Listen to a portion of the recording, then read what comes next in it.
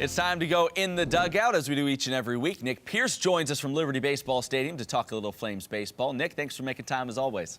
Hey, no problem. Just taking a little break from March Madness to talk some baseball. Hey, glad you can do it. The Flames with a huge win earlier this week against Virginia Tech, 12-5. I guess for people that maybe don't follow college baseball all that closely, give us some context of how important that win was and how important it's been for the Flames to get their bats going recently.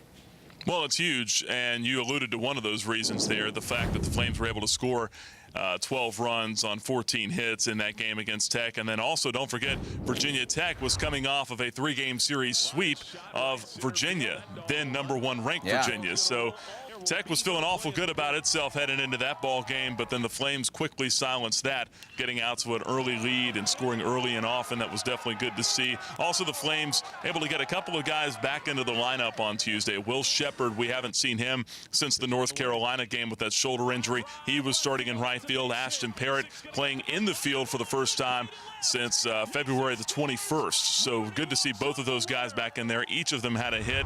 Jim Toman put him in the bottom of the order to kind of take some of the pressure off. It'll be interesting to see going forward how he handles both of those guys if he moves them back to the top of the order where they spent the bulk of last season. But Becker Sankey, a couple of home runs, 3 for 5. And then how about Nick Salisbury? He's been swinging a good stick all year. Just haven't had the results to pay off or to show for it.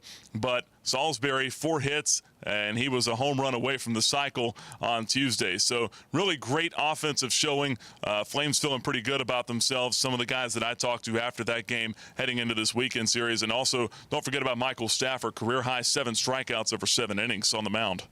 Nick, Liberty does have to feel good about themselves, as you mentioned. They're riding a 7-game winning streak heading into Big South play. Quickly against Radford, what does Liberty have to do to win?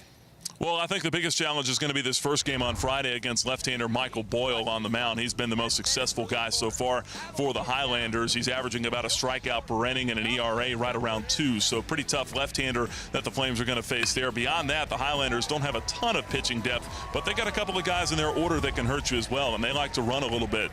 Look at a guy like Josh Gardner, 8 out of 9 in stolen base attempts. Have to keep him off the base paths and be careful of a guy like a Patrick Marshall that's got 4 home runs and about 19 RBIs. So, you know, there's a couple of guys in that order that can hurt them. Radford has traditionally given the Flames problems in the regular season. Hopefully Liberty can right that ship this weekend. And hopefully Liberty can get Big South play started on the right note. Nick, we appreciate your insight as always. Thanks a lot, guys.